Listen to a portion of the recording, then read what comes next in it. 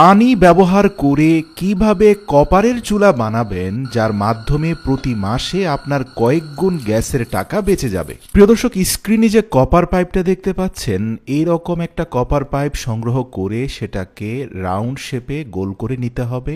মনে রাখবেন, কপার পাইপের অগ্রভাগটা আপনাকে ব্লক করে দিতে হবে যেন সেখান দিয়ে কোনো গ্যাস বের হয়ে না যায়। এরপরে পুরো পাইপটাকে 3 বার মুড়িয়ে নিয়ে যে কোনো একটা পাশে প্রতিটা রাউন্ড সার্কেলের মধ্যে 4টা করে হোল করতে হবে। সুতরাং 3টা সার্কেলে 12টা হোল হয়ে গেলে আপনাকে এই কপার পাইপটা স্থাপন করার জন্য একটা পাতলা কাঠের উপরে 4টা ক্লাম অ্যাডজাস্ট করতে হবে। প্রিয় দর্শক, স্ক্রিনে আপনারা যে ক্লামগুলোকে দেখতে পাচ্ছেন সেগুলোকে আমরা স্ক্রুর সাহায্যে কাঠের মধ্যে শক্তপোক্তভাবে লাগিয়ে দিচ্ছি। আর এই দুটো ক্লাম লাগানোর পরে অপোজিশনেও আরও 2টো ক্লাম লাগানো হয়েছে এবং এই ক্লামগুলোর মিডল পার্টে নাট সহ একটা বোল্টকে এমনভাবে লাগানো হয়েছে যার অগ্রভাগটা ভেতরের দিকে বের হয়ে আছে। মূলত এই 4টা ক্লামের 4টা স্ক্রুর মাথায় আপনাকে কপারের পাইপটা স্থাপন করতে হবে। এবার আসুন ভিডিওতে দেখানো 2টো প্লাস্টিকের বক্স নিয়ে নিন, যেগুলোকে খুব শক্তভাবে আটকে দেওয়া যায়।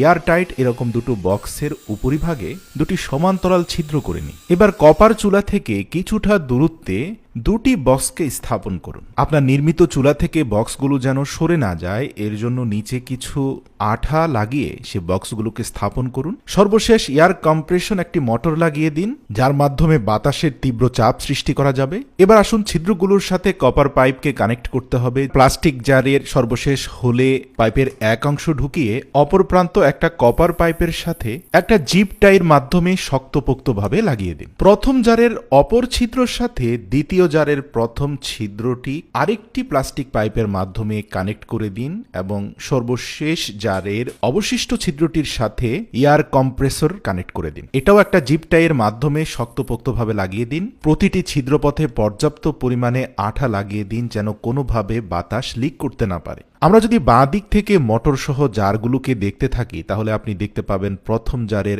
একটা পাইপ কানেক্ট রয়েছে মোটরের সাথে, দ্বিতীয় পাইপটা কানেক্ট রয়েছে প্রথম জারের সাথে, প্রথম জারের অপর পাইপটা কানেক্ট রয়েছে কপার পাইপের সাথে। এবার আসুন এই মোটরটাকে একটা ব্যাটারির সাথে কানেক্ট করাতে আমরা প্লাস মাইনাস তারগুলোকে সংযুক্ত করে দিই। পাওয়ার সোর্স হিসাবে একটা ব্যাটারি কানেক্টরও সংযুক্ত করে দেওয়া হয়েছে। এবার আসুন সর্বপ্রথম জারে আমরা 1 গ্লাস পরিমাণ বিশুদ্ধ পানি ঢালবো। তারপরে খুব মজবুতভাবে এয়ারটাইট ঢাকনাটি লাগিয়ে দিয়ে দ্বিতীয় জারের মধ্যে আমরা 1 গ্লাস পরিমাণ পেট্রোল ঢালবো। ভাবতে পারেন পেট্রোল খরচ হবে? না প্রিয় দর্শক, মূলত পানি থেকে সৃষ্ট বাতাসের মাধ্যমে এই চুলাটা জ্বলবে। তো কিভাবে চলবে দেখুন, আমরা ব্যাটারিটা কানেক্ট করা মাত্রই যখন থেকে মোটরটা ঘুরতে আরম্ভ করলো এয়ার প্রেসার ক্রিয়েট হলো পেট্রোলের মধ্যে। পেট্রোলের বক্স থেকে বের হওয়া বাতাস গিয়ে চাপ দিল পানির বক্সে। পানির জার থেকে বের হওয়া বাতাস, যার মধ্যে 90% পানি আর 10% পেট্রোলের জ্বলিত উপাদান মিলে একটা তীব্র আগুনের স্ফুলিঙ্গ বের হচ্ছে। তো সাধারণ গ্যাসের চুলার সাথে এই চুলার পার্থক্যটা কি? এই চুলায় আপনি মাত্র